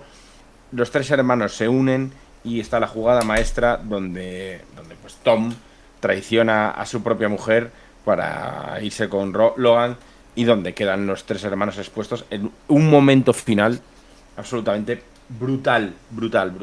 O sea, quizás es uno de los pocos plot twists locos de toda la serie, porque la serie no va de eso, no va de Sí, perdidos. quizás es el único momento donde juegan esa baza muy a tope. Sí. Sí. Y Sí, ahí- porque esto sí ahí que no te lo ves venir, igual parece que no tiene sentido que lo haga, pero, o sea, lo tiene orgánicamente. O sea, no es una cosa tan loca para decir, hostia, No. esto jamás lo hubiera hecho este personaje, pero evidentemente no lo han cebado en ningún momento. No, O sea, no lo cebaron. es la única vez donde puedes decir, están haciendo un poco gala de, ¿somos Falcon Crest? Pues mira, hoy sí, y muy a tope, ¿no? O sea, como, Sí. Sí, o sea, es en plan de... Una de las cosas que más me gusta de Succession es que todo lo que hace lo abraza. ¿Sabes? Lo abraza en plan de... ¿Vamos a hacer un girito de guión? Vamos a hacer el girito de guión, ¿sabes? Vamos a hacer la cosa perfecta, donde además es el único momento en el cual yo recuerdo esa conversación, que es increíble, en el que el propio Logan le intenta decir a cada uno de sus hijos, menos a Kendall evidentemente, recapacitar. No pasa nada, si no, ya tira para atrás. Nosotros, no, seguimos, papá, eres un gilipollas. Bueno, vale, pues eres un gilipollas. Pum, ala, a casa, para que volváis a otra.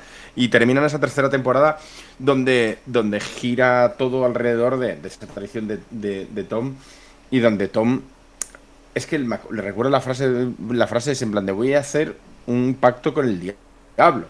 ¿Quieres venir conmigo, Greg? Y claro, todo el mundo pensamos que el pacto con el diablo es Sip, y no, es que realmente cómo lo cuenta, que al final sigue siendo Logan, que cómo lo gira todo, a mí me parece maravilloso. Y me parece maravilloso porque es la primera vez que, yo creo que ahí es la primera vez que que aplaudo de una manera sincera alguna de las cosas que hizo Tom. Porque todas las demás, siempre Tom a mí me parece un señor rastrero, como todos, ¿no? Pero era la primera vez que yo le decía, bien hecho, chaval, esto lo que has hecho está bien hecho. Entre Y deja medias todo obvio. Sí, entre medias de, Sí. de la temporada sí que es cierto que hay algo de cebao, en la idea de que es cuando pasa todo el rollo de los cruceros y me estoy acordando ahora cuando el sobrino, el Greg, ¿no? Acaba ahí en una audiencia de estas ante el Senado y como que metiendo la pata, ¿no? Y tal, es una cosa como ridícula y tal. Pero bueno, pero que entre medias, Tom, dentro de esto de ser el que se come todos los golpes, dice que es capaz de ir a la cárcel por ellos. Y no lo dice en plan cínico, sino de verdad. Entonces, claro, sí que a cierta medida lo va cebando, pero claro, es excesivo, ¿no? El cambio que prueba al final. Pero claro, entre medias es donde vemos de verdaderamente que los dos son amigos. A pesar de que se la están tirando uno al otro, son amigos cuando están encerrados en esa habitación con la botella de agua tirándose y tal. O sea, son momentos absolutamente absurdos que te van precipitando hacia la idea de que en realidad los dos están muy unidos. Y luego, por otra parte, es en la temporada en la que Connor, que aparece por ahí de vez en cuando, soltando sus paridas, decide hacerse presidente de los Estados Unidos. Que eso también es un giro que nadie lo vio venir. Como que nadie lo vio venir y como que a nadie le importa en realidad nunca, ¿no? Es como que Connor llega, dice algo y es como, vale, y siguen a lo suyo, ¿no? Hay un Sí, momento... cuando el tío ya lleva en carrera presidencial un montón de veces y alguien dice que hay que ir al evento que ha montado Connor y Roman, por ejemplo, dice, que lo de que quería ser presidente iba en serio y a lo mejor llevan ya de campaña electoral. Exacto, que a nadie le importa una mierda. Hay un momento en el que, es la cuarta, en el que dice, no, tengo que mantener mi 1% de votos. Qué gracioso. Para eso me va a costar otros 100 millones y tal. Qué gracioso. Y de repente se queda la chica, que ahora se me olvida el personaje y tal. Dice, pero ¿sigues siendo rico? Dice, bueno, sí, pero 100 millones... Hostia, es que son... rico, tío, y fue como, "Guau, vale". Claro, es que tienen tantísimo dinero. Tienen tantísimo dinero. Claro, juegan en otro mundo totalmente distinto. Entonces, claro, este tío es el que en realidad juega a ser rico, porque se permite el lujo de ser lo que le da la gana.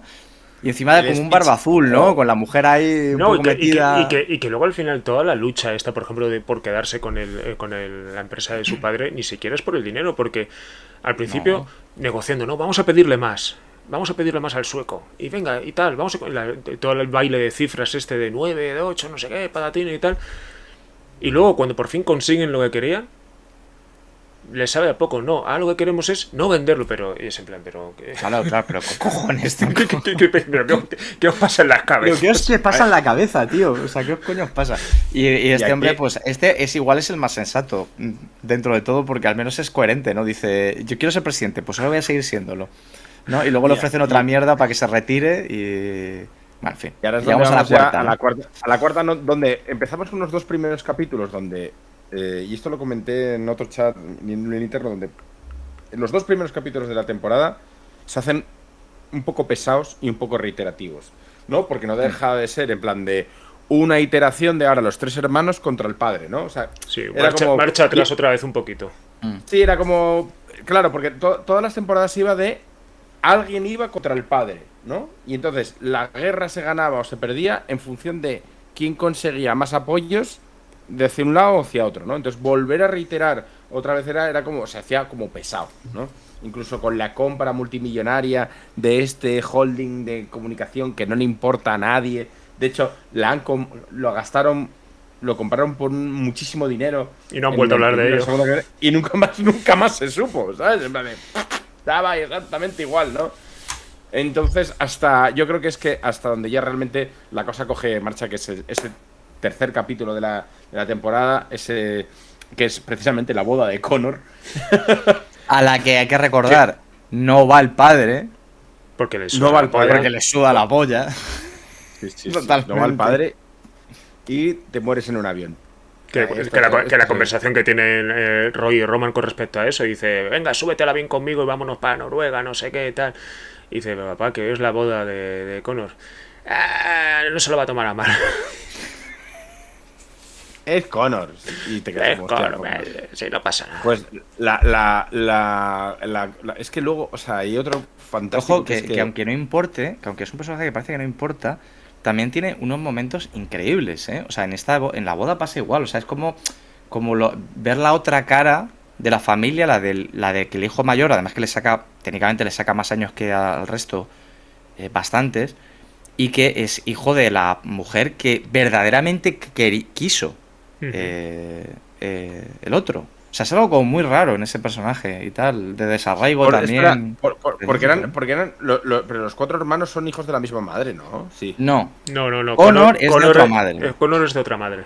Que es la que murió. Es la madre que murió. Y es la que técnicamente dejan caer, pocas veces, pero dejan caer que probablemente sea la única la que quiso... Vale.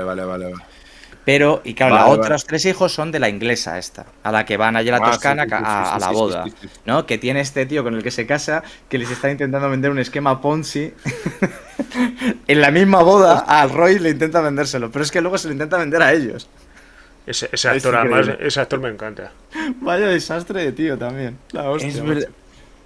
Pues luego pasamos, es que ahí el capítulo, para mí está el Kill List, pero uno de mis momentos favoritos, o sea, es que voy un poco más rápido, pero es uno de mis momentos favoritos, que es Living Plus. Bueno, Living Plus es... El discurso final ahí que se da y se corona, el tío parece, ¿no? Ay, como... O sea, Es un pequeño éxito, en realidad sí que es un éxito ante ellos, porque da la sensación de que puede ser de verdad un buen empresario. Pero claro, pero esa gente nada, vender nada. Pero primero venden nada y sobre todo ves toda la trastienda de cómo con 4 palos y un chicle intentan construir una cosa que no tiene sentido. Ese momento de Greg hablándole al editor de vídeo de tienes que hacer que diga otra cosa. Y es el otro, ya, pero no se puede, ya, pero tienes que hacerlo. Es decir, esa situación que todos hemos vivido. Sobre todo tú. Y que luego al final no solo se consigue lo que ellos han querido, sino que encima todo parece que ha sido como un éxito empresarial, aunque luego eso tiene pinta de que va a tener pérdidas por todos los lados. Les vendía la inmortalidad a la gente, básicamente. Claro. Un seguro de vida. Que de hecho antes hablábamos de que la serie termina sin contar un montón de cosas, porque realmente a la serie no le importan esas cosas, pero si pudiéramos ver por un agujerito cuál es el futuro de estos personajes, yo hay determinadas tramas que tengo claro hacia dónde conducen, y es que entre lo del fraude de esa presentación, porque es un fraude, ese vender humo, y entre lo que sucede en las elecciones presidenciales, está claro que en el futuro de estos personajes después de la serie les esperan unos cuantos juicios.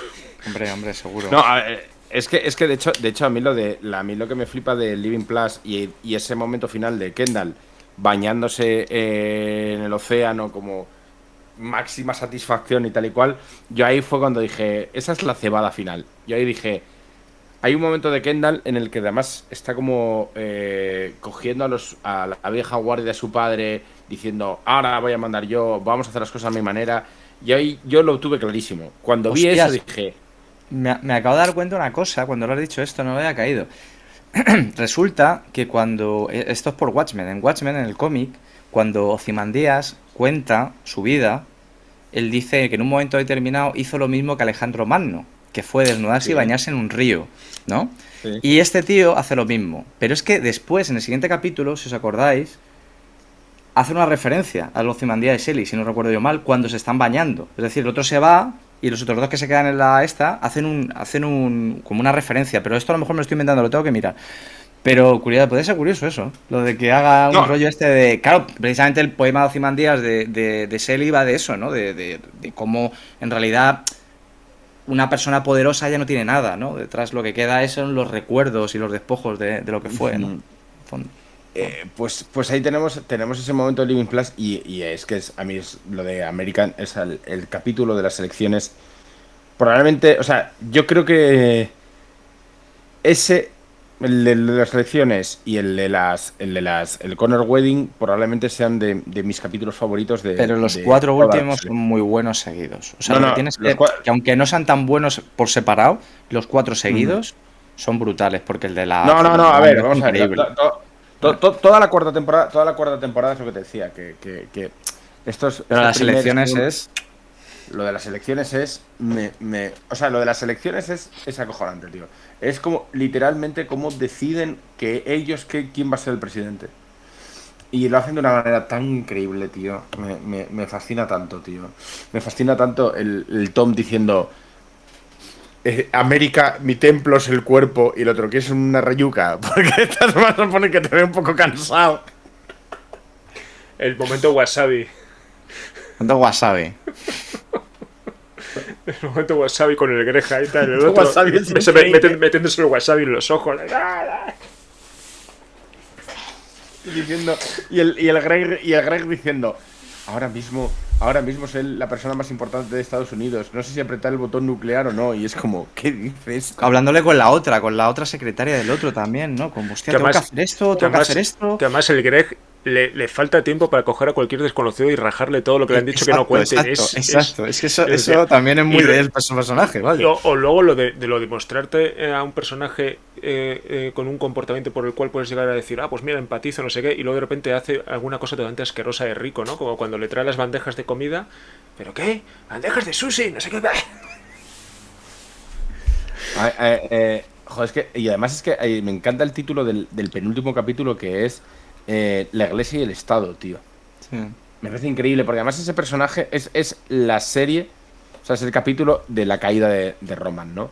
Roman en ese capítulo que empieza mirándose al espejo, diciendo, eres el puto amo, eres el mejor, eres increíble, y acaba literalmente en el suelo, pegándose de hostias contra manifestantes y tal. Ese capítulo es increíble, tío. Bueno, y su hermano, siendo un buen hermano, Diciendo, a ver, la has cagado. diciendo, la has cagado, eres un mierda. Las cagado es un mierda, pero déjame que subo yo solo, subo yo. Las cagado, las has liado, pero yo lo arreglo. Y es verdad que en cierta medida arregla el discurso dando la versión contraria, ¿no? Hostia, pero coño, vaya momento, vaya momento. Menudo speech, ¿eh? Ese como cuando se baja el tío y dicen, me han dejado sin... Y claro, su único agarre para defender a su padre es la defensa más vil y cogida con pinzas del ultracapitalismo. Sí. Claro, no, es que además mola cuando sube el hermano y todo el mundo y a Greg le dicen que le sujete. Y Greg le ven por primera vez enfadado con ellos diciendo, ¿pero qué querías que hiciera? ¿Que le cogiera de la pierna? ¿Qué querías que hiciera? Y sube el otro y como diciendo, la va a liar este. Y suelta un discurso que es impresionante, porque además el actor es increíble, ¿no? Pero lo que suelta, claro, deja a todo el mundo y sube el otro y el otro se rompe ahí como... Por una parte, que hijos de puta todo, grabándole y diciendo, fíjate, llorando en el funeral de su padre, tío. Es que es la hostia, ¿no? Porque, tío, es su padre, tronco, o sea... Hay un momento de cal en el que, además es una conversación de esta de pasillo en plan de bueno, está circulando por ahí y le pasan los lloros de... Qué fuerte, tío, es que vaya. Y estaba diciendo, Cal, tío, no te pases. Bueno, está circulando por ahí. Yo no... Es decir, yo no estoy participando retuiteando ni pasándoos esto a vosotros. Yo no, ni me estoy riendo. Simplemente os lo estoy enseñando y bueno, ya se va. O sea, bueno, vamos con 1 hora y media de programa. Yo hoy es tarde, tampoco quería Sí. terminar mucho más tarde el programa de hoy. Hay 1.000.000 de cosas más que podríamos comentar sobre las proezas técnicas que ha tenido esta serie. Una serie que parece que aparentemente, como no hay dragones ni hay CGI, pues parece que no hay técnica, ¿no? Pero realmente os recomiendo muy mucho que paséis por No Film School y leáis artículos de cómo se ha hecho mucha parte de la dirección de fotografía de esta serie, donde parece, insisto, es una serie que parece que no hay nada y es una serie complejísima de rodar.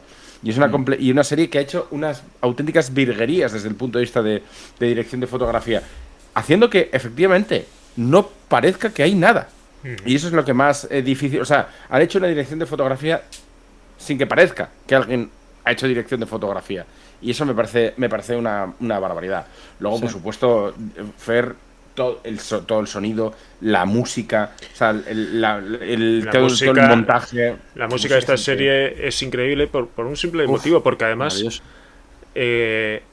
está construida de tal forma y además es una forma de musicalizar ficción que a mí me encanta mucho, que se ve de vez en cuando en determinadas películas y tal, y que es el estar construyendo todo el rato como si todo fuera un cebo de algo que va a pasar. Es decir, está musicalizado de esa forma y en realidad es muy muy guay porque al final está casado con lo que dices tú, con la técnica formal con la que está contada la serie, porque al final todo es como la preparación de algo. Y en el último episodio, formalmente, son muy conscientes de cómo lo están haciendo, porque de repente tienes 2 o 3 momentos donde la cámara ya por fin se coloca de otra forma y te da a entender de ahora, este es el momento de la explosión, ¿no? Y uno de los más decisivos es cuando la reacción de Sif, de cuando Tom le dice que es él. Cuando Tom le dice que es él, porque ahí te das cuenta de que sigue siendo ese personaje que no puede evitar. Es decir, en el girito de la tercera temporada es el único momento donde se guarda cosas, pero luego en realidad él es muy muy muy blandengue, enseguida lo casca todo. Sí. Pero en el momento en que ella se gira y va hacia los hermanos con esa traveling cámara frontal de ella y la música, ahí es donde dices, para esto has construido todo lo anterior. O sea, ahí ese momento hace ¡pum! Que por cierto, ya en el teléfono cuando le llama tiene puesto lo de Tom, como Tom Pajillero, ¿no? Esta especie de chiste que hacen con su nombre, ¿no? Y tal. O sea, que fíjate, ese es el nivel, ¿no? De la pareja. Y de hecho, dice Da Sernis que efectivamente el tipo de zoom docu-reality es que lo que intentan hacer, y realmente es una de las cosas que a mí me gusta más de esta realización, es como si todo el rato fuera una obra de teatro. O sea, intentan que los tiros, tanto los tiros de cámara como la puesta en escena, sea lo más teatral posible, porque realmente lo que te da la sensación de tú, como tus ojos de espectador, es como si efectivamente fueras un espectador que estuvieras mirando, viéndolo, girando esto, pero siempre con una coherencia, ¿no? O sea, es verdad que es una cámara que se mueve muchísimo, pero no te da esa sensación de que el movimiento sea tan agresivo que te marea, ¿no? Como además, estas pelis de los 2000 que la cámara de las acciones era como que de quieto, cojones. De hecho, y aquí es donde se nota que Adam McKay ha estado en esta serie y ha marcado pautas formales desde la primera temporada por algo, porque al final es un estilo que está muy presente en todas sus últimas películas, las que son más de componente social y político y tal, y en las series que ha arrancado Adam McKay. O sea, está en ¿cómo se llama? La de la especulación inmobiliaria, la de la burbuja inmobiliaria, la de Big Short era, ¿no? Eso la peli, ¿no? Sí, la peli. Ya ahí fue donde el tío apostó a saco por este estilo formal. Sí, luego la serie, lo verdad que la serie de Succession bajan esa claro, agresividad porque pero eso lo llevan por otro lado. Claro, la marca, vaya. Claro, pero eso es a lo que voy, que en Succession lo hacen mucho más fino. Y luego, por ejemplo, en Winning Time lo llevan a todo lo contrario. A todo lo contrario, a la hipérbole de ese estilo. Es decir, es una cosa que está muy en la casa, es decir, que son muy conscientes ellos de que es un recurso formal para contar verdad, ¿no? Como una forma de contar verdad, y que luego dentro de ese estilo, que podría ser tan, para el inexperto sería tan fácil como bueno, sí, de estos que graban así, ¿no? De estos que graban así con la cámara destrincada y ya está, tal cual. Te das cuenta de que no, hay muchos matices de grises. Eso, al final, tan matices de grises como que Winning Time y Succession pudiendo parecer sobre el papel que están contadas igual, son radicalmente distintas. Sí, no, a ver, y que esto que os decía antes, que sí que quería hacer un pequeño guiño a la técnica, porque realmente parece fácil. Parece esto rodar con la cámara de Strincao, parece fácil. Y amigos míos, eso es lo más difícil. Lo más fácil es trinca la cámara y hace un paneíto así. Eso es lo más sencillo del mundo. Plántala, lo más fácil es plantarla. Y encima aquí con secuencias que aunque los personajes principales a lo mejor de la secuencia fueran dos, siempre había mucha gente de fondo moviéndose. Entonces, quiero decir, también la planificación de dónde se mueve cada actor y demás, para que no sea solo la cámara. El blocking de los personajes, de dónde los colocas, sobre todo para que con tantos personajes como hay por secuencia, sigas entendiendo la geografía. Sobre todo, ya digo, sobre todo los grandes capítulos. O sea, claro. Decir, ya los pequeños todavía vale, pero los grandes capítulos que están todos los putos personajes, es donde tiene que funcionar eso como un reloj, y funciona como un reloj, vaya. Estaba yo pensando en que también esto ya lo tenían un poco aprendido de cosas como In The Loop y de Zico Feed y tal, que ya lo tenían aprendido también de ahí. O sea, que decir que esa idea de que hay muchos personajes hablando y los sigas bien, también viene de eso. O sea, que de hecho Succession bebe mucho de Zico Feed y In The Loop. Claro, pues es que son los guionistas de... O sea, es él. Bebe mucho. Bebe mucho.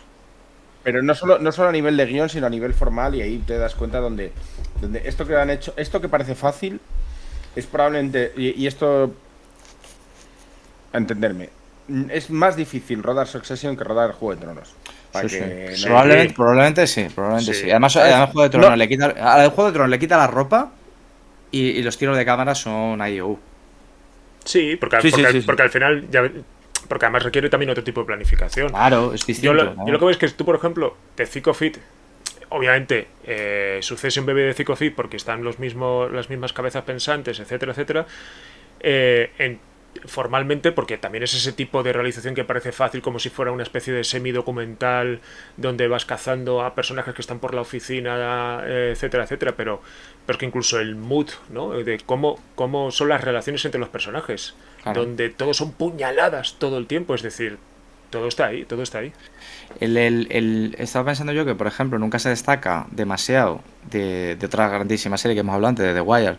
Lo que es la realización, por ejemplo, la realización de The Wire era buenísima. Sí. O sea, también era un rollo de que hay cosas, por ejemplo, Juego de Tronos que tú no ves. Juego de Tronos sí que todo está... Me da igual si la Casa del Dragón o la antigua. La Casa del Dragón me parece que estaba mejor grabada, de hecho.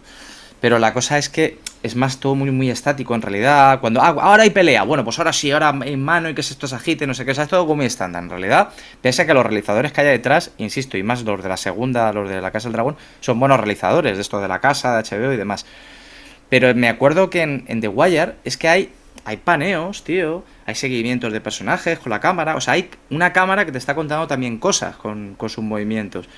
O sea, por eso The Wire no solamente es que el guión es la hostia, no, cuidado, sí, pero ojo que la realización es para caerse de culo, como está hecha también. Los clips de final de temporada, eso eran unos montajes que eran impresionantes. Y The Wire tienes que pensar una cosa, y que estás hablando de una serie con un guión muy denso, que todo centrado en personajes, en conversaciones, en seguir la trama de lo que está pasando, episodios de 1 hora, cuando no más largos, y es una serie que no baja nunca el ritmo, que no aburre ni un momento y no se apoya en la música porque no tiene música. No, claro.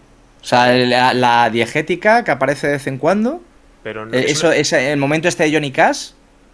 Pero ya está, es una serie que no tiene banda sonora, y entonces eso es de lo más difícil que hay en el mundo. Es acojonante. Sí, no, por eso os decía que volviendo a Succession, por eso me parece que todo lo que está, o sea, por supuesto los actores lo bordan, los guionistas lo bordan, la realización lo bordan, la técnica lo borda, y hay 1000 historias. Por eso os recomiendo No Film School, si os interesa todo esto, y hay cientos de artículos hablando bondades de lo que ha sido estas 4 temporadas, y sobre todo de cómo han rematado y cómo han ido, pues en esta 4ª temporada. Realmente se prometía al principio de la 4ª temporada que iban a ir a tope, y joder, y vaya si lo han cumplido. La serie ha terminado arribísima, y sinceramente creo que a mí me ha dejado con tan buen sabor de boca que lo que decía al principio Fer de, bueno, cómo envejecerá, cómo no sé qué. Creo que creo que como dice Tom, mira, la información, una buena información es como una buena botella de vino. Esa frase, o sea, el momento que sale que dice esa frase, sabes cómo va a acabar la temporada. Eso.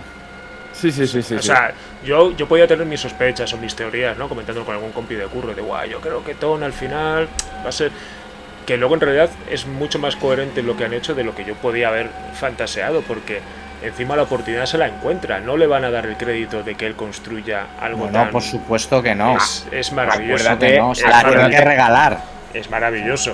Pero acuérdate que Tom, hay un momento en el que Tom humildemente se ofrece como posible sucesor y el Carl le dice que te vayas a tu casa, chaval. Exacto. Y claro, pero en el momento que él dice lo de que la información es como una buena botella de vino añeja, no sé qué, que al final le utilizas para estamparse a la cabeza al otro y tal, dices, va a ser Tom. En ese momento lo tienes claro. Nada, bueno, mira, la verdad que le hemos dedicado un programa entero a esta última temporada de Succession. Podríamos hablar más de ella y supongo que volveremos a hablar más de ella. Yo creo que lleva 2 años seguidos siendo la serie del año en esta santa casa. Evidentemente, estamos en junio. Difícilmente vaya a haber una serie mejor este año. Yo porque tengo mi favorita, que es Barry. Joder, es que Barry. Es que yo tengo el problema de que ha terminado Succession y Barry a la vez. Sí. Ya, entonces tú estás... y son amores distintos. Es decir, a mí Succession igual me flipa y tal, pero es que Barry me flipa por otras cosas totalmente distintas. Alberto, que sepas que voy a... o sea, ya la tengo puesta ahí para verla. Es que... Lo que que Barry juega, no es que juega otra liga o sea de otro palo. Es que además la liga en la que juega, yo creo que es una liga, y no sé si opinas como yo, Alberto, en la que corres el riesgo de quedarte con gran parte del público por el camino. Hombre, ya ves, seguro. Pero por descontado, es decir, nunca va a obtener la unanimidad que puede tener Succession ni de coña, porque lo que juega, sobre todo a partir de la tercera y ya en la cuarta, es de escándalo, es para quedarse a solas y luego sobre todo la sacada de chorra y lo que quiere decir cómo juegan el final de la serie, porque tú ves Succession, que todo lo que van construyendo culmina en un episodio de 90 minutos y dices, bueno, ¿y Barry cómo va a terminar? Me acuerdo de empezar a ver el último episodio de Barry de la última temporada. Y yo pensando, harán lo mismo que Succession, un episodio final por todo lo alto que dure como una película, duración 30 minutos. Lo mismo que todos, exactamente igual. Incluso menos.